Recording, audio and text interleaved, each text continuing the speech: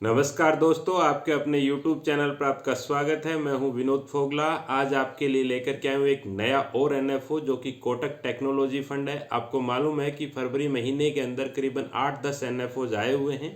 Already मैंने 4-5 एनएफओज के video इसके अंदर डाल दिए हैं, अपलोड कर दिए हैं, वो आपने देखे होंगे। और आने वाले वीक के अंदर 4-5 वीडियोज आपको और नए एनएफओज के मिल जाएंगे। तो अगर अभी तक आपने मेरे YouTube चैनल को सब्सक्राइब नहीं किया है तो सब्सक्राइब कर लें और बेल आइकन को दबाना ना भूलें, जिससे आपको हर नोटिफिकेशन मिल जाए और आप किसी भी वीडियो को मिस ना करें। तो आप समझते हैं कोटक टेक्नोलॉजी फंड को। इस एनएफओ के बारे में बात करूं उससे पहले आपको मैं बताना चाहूँगा कि इससे जस्ट पहले मैंने एक एडलविस टेक्नोलॉजी फंड का एनएफओ का वीडियो अपलोड किया। अगर आपने वो नहीं देखा है तो मैं आपको रेकमेंड करूंगा कि वो आप देख लीजिए। उसका लिंक भी मैं डिस्क्रिप्शन में डाल रहा हूँ, क्योंकि बहुत सारी चीज़ें जो उस वीडियो के अंदर हैं वही इसी एनएफओ के अंदर हैं, तो मैं उनको रिपीट नहीं करना चाहता। बेसिक एक फ़र्क है दोनों एनएफओ के अंदर कि एडलविस टेक्नोलॉजी फंड जो है वो करीबन 20 से 30% पैसा यूएस के मार्केट के अंदर भी इन्वेस्ट करेगा, जबकि कोटक टेक्नोलॉजी फंड जो है वो यूएसए मार्केट के अंदर कोई इन्वेस्टमेंट नहीं करेगा। ये डोमेस्टिक इक्विटी में ही इन्वेस्टमेंट करेंगे। सबसे पहले कि टेक्नोलॉजी फंड आने की क्या वजह है या क्यों इन्वेस्टमेंट करना चाहिए, उसकी 4 मेन वजह समझ में आती है। सबसे पहले है टेक्नोलॉजी टेलविंड। टेक्नोलॉजी टेलविंड का मतलब है कि टेक्नोलॉजी काफ़ी सपोर्टिव है, यानी आज की तारीख में डिजिटल, क्लाउड, जनरेशन एआई और डिस्टर्बिंग बिजनेस को डिस्टर्ब कर रही है, और कंज्यूमर का टेक अडोप्शन जो है वो हाई है, उसकी वजह से ग्रोथ आ रही है।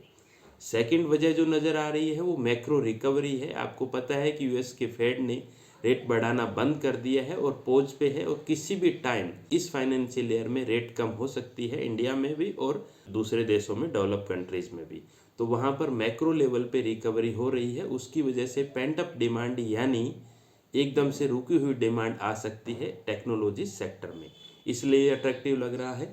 तीसरी वजह जो नज़र आ रही है वो रीजनेबल वैल्यूएशन है, यानी भाव जो है टेक्नोलॉजी के पिछले 1-1.5 साल से बढ़े हुए नहीं हैं, तो वहाँ पर एक रीजनेबल वैल्यूएशन है।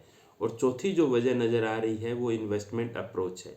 इन्वेस्टमेंट अप्रोच की अगर मैं बात करूँ तो ये बॉटम अप अप्रोच है और गार्प मॉडल पे काम करेगा। गार्प का मतलब होता है ग्रोथ एट रीजनेबल प्राइस। दो तरीके के इन्वेस्टमेंट स्टाइल होते हैं, वैल्यू स्टाइल और इन्वेस्टमेंट, दोनों के बीच का जो रास्ता है वो गार्प मॉडल बोलते हैं। इस इन्वेस्टमेंट इसमें करेंगे।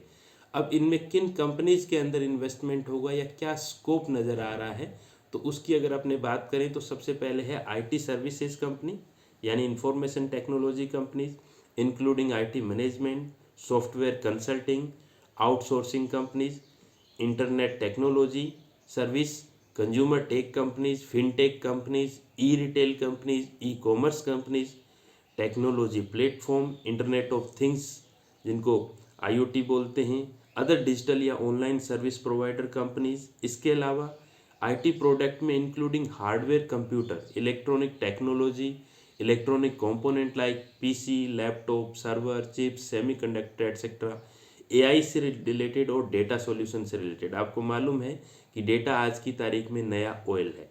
इलेक्ट्रॉनिक मैन्युफैक्चरिंग सर्विस कंपनीज में cloud computing, mobile computing, infrastructure, data centre, telecommunication में भी including network, wireless service provider, equipment and support.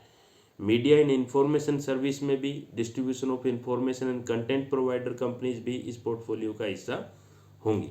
अब बात करते हैं कि ये पोर्टफोलियो कहाँ कहाँ पर इन्वेस्टमेंट होगा। जैसा कि मैंने आपको शुरुआत में ही बताया वीडियो की कि एक सेक्टर स्पेसिफिक फंड है। एडलवीज वाला जो फंड है टेक्नोलॉजी, वो एक थीमेटिक फंड है। दोनों में बेसिक फ़र्क क्या हुआ कि इसमें मेजर पार्ट जो है वो एक पर्टिकुलर सेक्टर में ही रहेगा। उसमें थीमेटिक है तो उसमें कई सेक्टर आ सकते हैं। थीम का मतलब है उसमें आईटी से रिलेटेड ही कई सेक्टर आ सकते हैं, ब्रॉडर मार्केट हो गया। तो इसमें अगर equity and equity related securities की अगर मैं बात करूं तो 80-100% पैसा वेरी हाई रिस्क प्रोफाइल के अंदर इन्वेस्ट होगा। Equity and equity related other than technology और टेक्नोलॉजी रिलेटेड सेक्टर में 0 से 20%, उसका रिस्क प्रोफाइल भी वेरी हाई है। डेट और मनी मार्केट में 0 से 20% पैसा इन्वेस्टमेंट हो सकता है, लो टू मॉडरेट। यूनिट्स की अगर मैं बात करूं तो रिट और इनविट के अंदर भी 0 से 10% पैसा, यानी वेरी हाई रिस्क कैटेगरी के अंदर भी आ सकता है। ये फ्लेक्सी कैप टाइप का फंड होगा जो कि हर तरीके की कैटेगरी में इन्वेस्टमेंट करेगा। यह फंड मैनेजर आईपीओ में भी इन्वेस्टमेंट कर सकता है अगर आईपीओ उनको अच्छा लगता है तो। एनएफओ सब्सक्रिप्शन की अगर मैं बात करूं, ओपन की बात करूं तो 12 फरवरी से लेकर के 26 फरवरी 2024 तक ओपन है। एग्जिट लोड अगर एक महीने से पहले अपने पैसा निकालते हैं तो 1% एग्जिट लोड है, यानी 30 डेज से पहले। रिस्कोमीटर की बात करूं तो रिस्कोमीटर के हिसाब से ये अंतिम पायदान पे है। अब ये स्कीम आपके पोर्टफोलियो में लेनी चाहिए नहीं लेनी चाहिए, कई पैरामीटर पे फर्क डालती है। हो सकता है आपके पास पहले से टेक्नोलॉजी हो, ये ऐसा भी हो सकता है कि आपकी रिस्क एपेटाइट उस तरीके की ना हो। तो उन सब के लिए मैंने एक छोटा सा एक अलग वीडियो बना रखा है, उसका लिंक भी मैं डिस्क्रिप्शन में डाल रहा हूँ, वो आप वहाँ से देख सकते हैं। उम्मीद करता हूँ इस वीडियो में मैंने आपके टाइम के साथ जस्टिफिकेशन किया। तो बने रहिए मेरे साथ मेरे यूट्यूब चैनल पर। तब तक के लिए नमस्कार।